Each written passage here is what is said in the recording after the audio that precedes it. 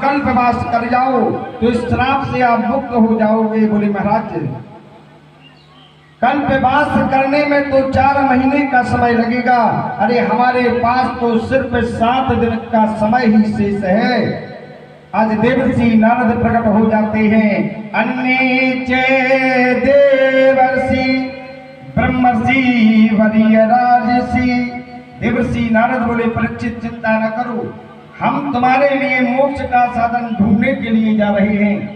आज देवर्षि नारद आकाश समार्ग से वीणा बजाते हुए गंधमादन पर्वत की तराई में जो ही पहुंचे, श्री सुखदेव जी महाराज 27 हाथ का नरा लपेटे हुए वनांतर की ओर जा रहे हैं।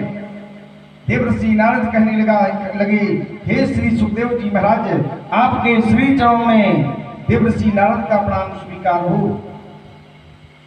महाराज सुखदेव जी महाराज खड़े हो जाते हैं। कहिए महाराज कैसे आगमन हुआ है? बोले महाराज पृथ्वी सम्राट पांडु कुल नंदन महाराजा परीक्षित को श्रृंगी ऋषि का श्राप लग गया है। आज से 7वें दिन परीक्षित की मौत हो जाएगी तक्षक नाग के डसने से। आप मोक्ष का उपाय बता दो।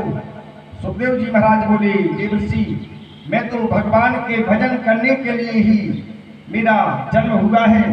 इस संसार के माया में प्रपंच में मैं नहीं पड़ूंगा। बोले महाराज हम ये बोलने को आए थे कि कोई आपको लेने आ जाए महाराज तो आप जाना नहीं। देवर्षि बोले महाराज फिर भी मैं इतने दूर से आया हूं तो हमारे कुछ प्रश्न हैं, उसका जवाब दे दो, बैठ जाइए। आज देवर्षि नारद ने श्री सुखदेव जी महाराज को बिठा लिया।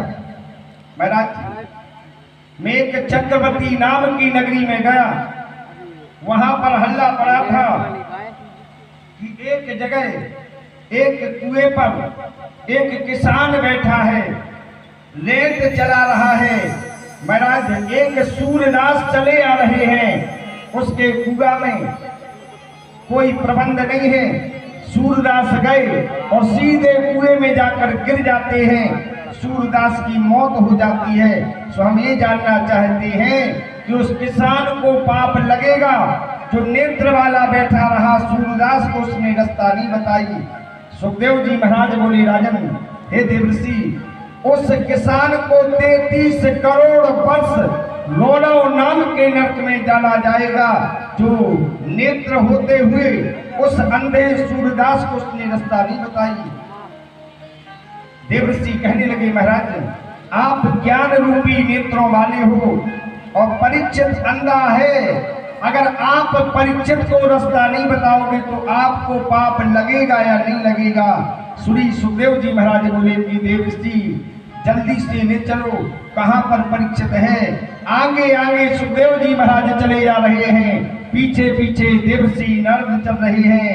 तत्र भवत व्यास पुत्रो गामिनो ये पेक्षया अजिला चान जिला